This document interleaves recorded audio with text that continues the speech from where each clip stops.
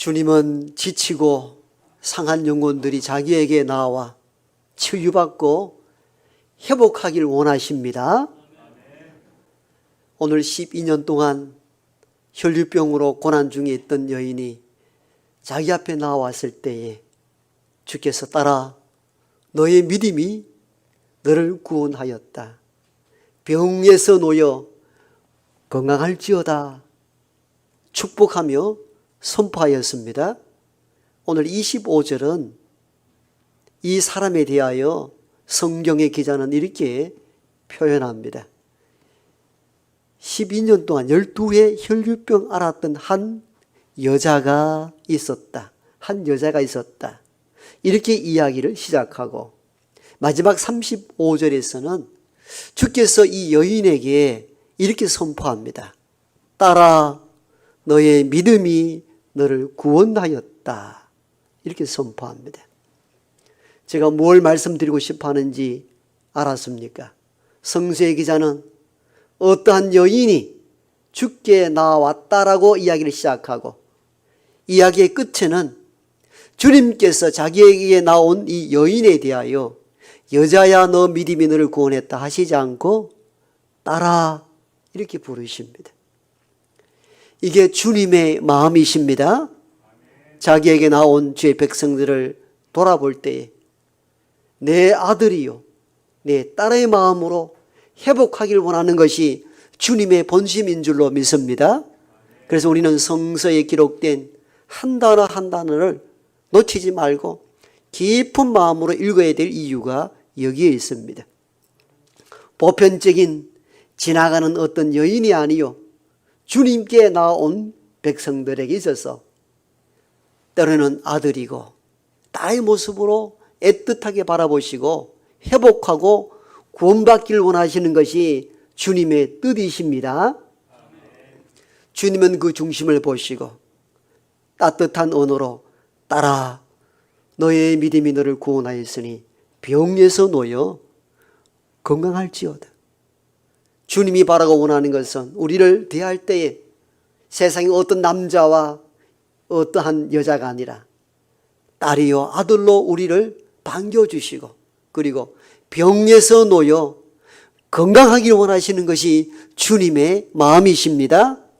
그러므로 세상을 살아가다가 실패하고 좌절과 위기와 환난에 빠져 있을 때에 지쳤지 말고 이 여인처럼 주께로 나오는 믿음의 식구가 되기를 원합니다. 주께서 따라 너 믿음이 너를 구원했다 했을 때에 제가 성경을 찬찬히 읽어보았더니 이 여인이 주님 내가 믿습니다. 주께서 내 병을 치료할 줄로 내가 믿습니다라는 입술의 고백이 한 군데도 표현되어 있지 않아요. 사실 바울 서신에 보면 우리 신앙은 고백으로 나와야 된다고 이야기합니다. 예수를 주라 입으로 시인하고 마음으로 믿을 때 구원이 너희에게 이루어지나니. 아멘. 여러분 예수가 나의 구주가 되십니다라고 입으로 고백하고 마음으로 믿을 때 구원이 저와 여러분에게 일어납니다. 그런데 오늘 본문에 보니까요 이 여인이 주께 나와 주님 내가 믿습니다. 주께서 나를 치료할 줄로 내가 확신합니다라는 입술의 고백이 한 군데도 언급이 되어 있지 않아요. 그런데 주님은 이렇게 그 여인에게 선포하잖아요. 따라 너 믿음이 너를 구원했다라고. 믿음에 대한 고백이 없는데 너 믿음이 너를 구원했다라고 선포합니다. 이걸 보면은 믿음이라는 것은 입술의 고백도 필요하지만도 때로는 말로 고백하지는 못한다 할지라도 우리의 마음의 자세, 삶의 태도를 통하여서 우리의 믿음을 보시기도 한다는 것을 알 수 있습니다. 우리 경상도 사람은 사랑한다 이 표현 잘 못하잖아요. 해보라 하면은 시켜도 잘 안 합니다. 꼭 말로 해야 하나 그러잖아요. 사실은 그 말의 깊이도 있는 거예요. 성경을 오늘 읽어보니까 말로 고백하는 것도 필요로 하지만도 때로는 말이 아닌 우리 삶의 자세와 태도로 보면은 이 사람이 참 믿음이 있는 것인 줄을 알게 된다는 것입니다. 오늘 본문에 보니까 그런 내용이 나와요. 이 여인이 주께 나와 주님 내가 믿습니다라는 입술의 고백은 없었지만도 이 여인의 태도를 보니까 믿음이 있다고 본 것이죠. 그래서 따라 너의 믿음이 너를 구원했다 하신 것입니다. 그러므로 믿음의 표현에는 입술로 하는 고백도 있지만도 삶의 자세, 삶의 태도도 믿음의 또 다른 표현일 수 있다는 것을 우리가 배우게 됩니다. 이 여인은 바로 믿음의 삶의 고백이 아니고 삶의 자세, 태도로 자기 신앙을 표현했다. 이렇게 볼 수가 있는 것이죠. 그렇다면 이 여인이 자기 믿음을 표현한 것은 어떤 경우이겠습니까? 장애물을 뛰어넘고 주께 나온 그 태도, 삶의 자세를 주님께서는 귀한 믿음으로 보셨고 그것을 보시고 너 믿음이 너를 구원했다. 이렇게 선포를 하신 것으로 기록되어 있습니다. 즉 이 여인은 믿음을 입술의 고백이 아닌 장애물을 뛰어넘고 죽기로 나아간 그 삶의 태도를 통하여 믿음을 보이신 것입니다. 그렇다면 이 여인이 구체적으로 어떤 장애물을 극복하고 뛰어넘었나? 우리는 이 본문을 통하여 몇 가지 살펴보기를 원합니다. 먼저는 그 당시의 생활의 관습, 풍습을 뛰어넘어 주께 나온 것입니다. 오늘 본문에는 12해 동안 혈루병 앓았던 한 여인, 한 여자에 대한 이야기로 시작됩니다. 이 사람은 남성이 아니고 여성, 그 여성이 어떻단 말입니까? 라고 한다면 우리는 이 당시에 여성들이 가졌던 사회적 신분이 얼마나 비천했던가를 알아야 합니다. 그리고 오병이어 기적이 일어날 때, 즉 떡과 물고기로 5,000명을 먹였다 했을 때 이 5,000명은 여자와 어린 아이의 숫자를 뺀 남성 장정만을 일컫는 숫자입니다. 이 말은 여성은 당시에 인격적 존재로도 포함되지 않았던 인물로 그려집니다. 그만큼 열등한 존재, 사람으로 태어났습니다만 여성이라는 그 이유로 숫자에도 포함되지 않았던 사회적 풍습으로 봤을 때 형편없는 존재로 전락해 있었던 사람들이 당시의 여성이었습니다. 따라서 그 당시에 여성이 혼자서 뭘 한다, 자기를 주장한다, 자기를 드러내는 일들은 극히 예외적인 일들이었고 극히 드문 일이었습니다. 그런 혼자 된 상태, 즉 여성이라는 심벌을 안고도 주님께 나아간 것이죠. 여러분 이 부분을 주목해야 합니다. 우리는 세상을 살아갈 때에 사회적 풍습, 사회적 관례 때문에 주께 나가고 싶어도 나가지 못한 경우를 종종 우리는 주변의 사람들을 통하여 알게 됩니다. 과거에 복음을 전하면 어떤 일이 있었습니까? 종갓집 며느리였어요. 내가 참 예수를 믿고 싶은데 종갓집 며느리여서 제사를 섬기하기 때문에 나갈 수 없습니다. 그래도 설득하고 복음을 전하면 이렇게 이야기하죠.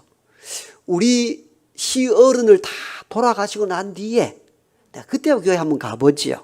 이렇게 표현합니다. 이 말은 사회적 습관, 풍습을 뛰어넘는 것이 결코 쉽지 않다는 것을 의미합니다. 그런데 오늘 이 본문에 나온 이 사람은 여성인데 그 당시 사회적 습관과 풍습은 여성이 홀로 어떻게 남 앞에 나서거나 나간다는 것이 결코 어려운데 이걸 극복하여 주님께 나갔다는 겁니다. 여러분 이것이 믿음입니다. 사회적 관례나 풍습 때문에 내가 이런저런 일들 때문에 내가 갈 수 없다라고 하는 것이 믿음의 장애물이 될 때가 있습니다. 이 장애물을 뛰어넘어야 주님을 만날 수 있습니다. 주님은 이런 사회적 풍습과 관리를 뛰어넘어 자기에게 나온 자에게 너 참 믿음이 있다, 너 믿음이 너를 구원했다 선포할 줄로 믿습니다.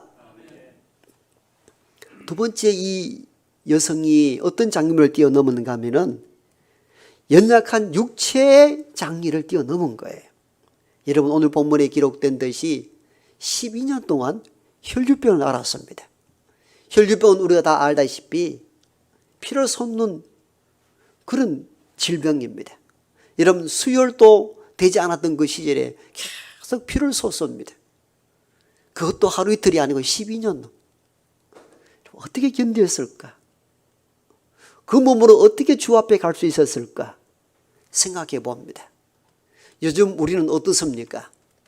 몸이 좀 찌뿌둥하거나 아파도 어떻게 합니까? 엄마 나 오늘 교회 못 가. 왜? 좀 아파. 그럼 어머니도 당연하게 그래 좀 쉬어라 이렇게 이야기합니다. 우리 권사님 세대, 제 어머니 위의 세대 때 보면은 죽을 병이 아닌 이상 예배에 불참한다는 것은 있을 수가 없었습니다. 그렇게 보았고 그렇게 배웠습니다. 제가 아프다 핑계 삼아 교회 안 가려 하면은 죽을 병 아니면 일나라 교회 가자 이렇게 해서 우리를 교회 데리고 가셨어요. 사실은 이게 신앙이거든요. 이게 믿음이거든요. 우리는 여러 가지 이유를 대면서 오늘 우리는 여러 가지 육체적 질병 힘들고 어려울 때에 자신을 드러내기를 싫어하고 이런 모습으로 사람이 보았을 때 나를 어떻게 평가할까 때문에 우리는 이런 장애물 때문에 주님께 나가지 못하는 경우가 있습니다. 그러나 여러분 이 여인을 보십시오. 12년 동안 병을 앓았습니다. 몸은 허약해져 있습니다. 이런 모습으로도 주께 나간 것입니다. 주님은 이것을 귀하게 보셨습니다. 그래서 입술에 고백은 없었지만도 딸아 너의 믿음이 너를 구원했다라고 선포한 이유가 여기 있는 줄 믿습니다. 내성마비인 송명희 시인을 여러분 잘 알죠. 복음성 가사를 참 많이 작시한 시인이기도 합니다. 태어날 때부터 내성마비로 태어났습니다. 온 사지가 뒤틀리고 입도 뒤틀려 말을 바로 할 수 없습니다. 띠뚱띠뚱 걸어가는 자기 모습을 보는데 한없이 처량합니다. 사람들이 항상 그러한 모습으로 나를 쳐다보는 눈길이 의식이 됩니다. 무려 서너 번 자살을 시도합니다. 죽지 않습니다. 한 번은 자살을 시도하고 완전히 죽은 상태로 쓰레기 더미에 쓰러져 있는데 누군가에 의해 발견되어 극적으로 살아남게 됩니다. 그 이후로 주님을 만나게 되고 주님의 은혜를 깨닫고 나서야 내 존재가 어떤 존재인지를 알게 됩니다. 그러면서 그 삐뚤어진 손으로 시를 쓰기 시작합니다. 그 가운데 우리가 잘 알던 복음송 시가 있죠. 나 가진 재물 없으나 나 남이 가진 지식 없으나 나 남에게 있는 건강 있지 아니하나 나 남이 없는 것 있으니 나 남이 못 본 것을 보았고 나 남이 듣지 못한 음성 들었고 나 남이 받지 못한 사랑 받았네. 공평하신 하나님이라 노래합니다. 여러분 비뚤어지고 뒤틀린 몸은 육신을 가지고 있다 할지라도 그것을 장벽을 뛰어넘고 주께 나온 자에게 이것이 큰 믿음이다. 그리고 그에게 믿음의 은혜를 선물해 주실 줄로 믿습니다. 내 몸이 어떠하든지 내 형편이 어떠하든지 그것 때문에 주께 나간 것을 멈추지 마십시오. 그걸 뛰어넘고 오는 것을 주님은 바라고 원하시고 그것이 참 믿음이라 우리에게 선물해 주실 줄로 믿습니다. 세 번째 이 여성은 어떤 장애물을 뛰어넘는가 하면은 가진 게 없고 혼자 몸으로 왔다는 거죠. 오늘 본문에 보니까요. 어떤 가족의 이름, 친구, 이웃 아무도 없다는 사실을 보게 됩니다. 아마 12년 동안 긴 병을 앓다 보니까 있던 재산 다 없어져 버렸고 친구나 가족들도 이제는 더 이상 감당하지 못해서 홀로 남은 것으로 예측할 수 있습니다. 여러분 홀로 주 앞에 간다는 것 얼마나 힘들고 어려운 일인지 아십니까? 여러분 우리가 전도를 해보지만도 전도를 하는 가장 큰 이유는 복음을 전하는 것도 중요하지만도 전도의 날을 정한 이유는 누군가 교회는 오고 싶은데 혼자 올 수 없는 사람 손 붙잡고 나오라고 하는 거예요. 이게 참 중요합니다. 우리가 신앙생활 하는 게 어려운 게 뭐냐면은 내가 정말 교회를 한번 가고 싶고 예수를 만나고 싶은데 혼자 간다는 것이 결코 쉽지 않습니다. 다들 들어보면 그래요. 혼자 가기가 너무너무 힘들고 어렵다는 거예요. 그런데 특별히 혼자 오는 분들이 가끔 만나게 됩니다. 어떤 사람인지 아세요? 주로 술 드신 분들입니다. 술의 기운의 힘을 빌려서 교회에 오는 거예요. 제정신으로 못 오니까. 그러니까 술 드시고 오시는 분들, 술 냄새 난다, 얼굴 막 붉었다, 몸이 흔들린 데서 쳐다보지 마세요. 뒤돌아보지 마세요. 그냥 있는 모습 그대로 받아주세요. 여러분, 오죽했으면 술의 힘을 빌려 교회에 오겠습니까? 저는 그 마음이 보여요. 만나보면은 술의 힘을 빌려서라도 교회에 한번 앉아보고 싶은 사람들이 있어요. 근데 그렇게 힘들게 왔는데 교회에 오면은 술이라는 것 때문에, 선입견 때문에 함부로 평가하고 함부로 돌아봅니다. 눈을 흘기죠. 아이고 냄새 난다고 자리를 피하죠. 누가 오겠습니까? 여러분들. 저는 그것 자체가 난 귀하다고 봅니다. 사실은 아멘 좀 하소. 귀한 거예요. 술을 드시고라도 교회에 한번 앉아서 예배 한번 드리고 말씀 한번 들어보자는 것. 그 용기가 대단한 거죠. 그래서 혼자 교회로 나온다. 혼자 신앙의 결단한다. 참 어렵습니다. 그런데 이 여인을 보십시오. 오늘 본문 읽어보니까 그 누구도 이 주변에 아무도 없습니다. 혼자입니다. 연약한 여성이 병든 몸으로 혼자의 걸음으로 주님께 나왔다는 겁니다. 주님은 이것을 귀한 믿음으로 보신 거예요. 그래서 말의 고백은 없었지만도 그것을 보고 따라 너희 믿음이 너를 구원했다. 구원을 선물해 주신 줄 믿습니다. 여러분, 내 혼자 뭘 어떻게 해야 되느냐고요? 사회적 모든 그 통념을 버리고 단독자로 주님 앞에 설 수 있는 우리 모두가 되기를 소망합니다. 그 다음에 이 여인은 어떤 장벽을 뛰어넘는가 하면요, 많은 무리들 틈에서도 헤집고 주를 만났잖아요.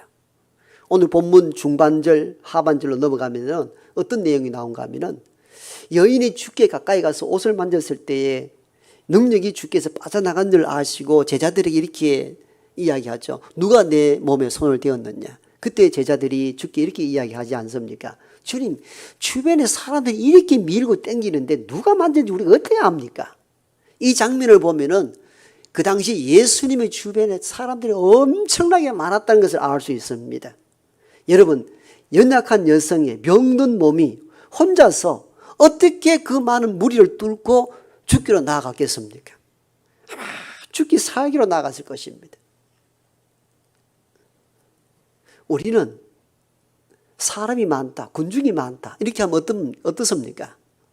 아이고 오늘 사람 많아서 안 되겠다. 이런저런 핑계를 대잖아요. 오늘 자리가 없어서 예배를 못 드리겠다. 여러분, 이 여인을 생각해 보면은 참 믿음이 대단했구나. 어떻게 그 많은 무리를 뚫고 들어갔을까? 저는 이 장면을 생각하면서 옛날 우리가 교통수단이 발달되지 않았을 때 명절날 어땠습니까? 저는 그때 부산서 학교를 다녔는데 명절날 시골로 들어가는 버스를 기다리는데 줄을 수백 명 서잖아요. 그리고 여러분들 좌석에 앉아만 갑니까? 그냥 서서 가도 타고 가고 싶었잖아요. 차장들이 어떻게 했습니까? 저 안에 자리 많다 들어가라 합니다. 자리가 어디 있습니까? 서가지고도 붕붕 떠다니는데 그러다 막 차창 문 잡고 막 밀어 넣어가지고 막 꽉꽉 밀어내가지고 그렇게 간 기억이 다 있잖아요. 오늘의 상황을, 그런 상황 속에서 이 여인을 생각해 보세요.